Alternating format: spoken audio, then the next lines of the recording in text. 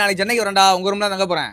ஏழே பேச்சுலர் ரூம்ல தான் கொஞ்ச காலம் தங்கி பாருலே ஓடிருலே காலையில கக்கூசு போறதுக்கு அடிச்சுக்கிட்டு நாரி பாருலே.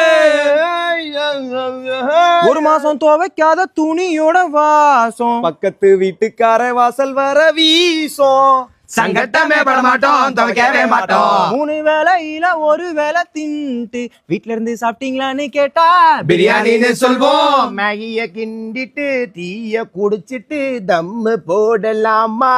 சில நேரம் அதுக்கு கூடத்தான் வக்கில்லாம தான் பட்டுனி கிடக்கலாமா?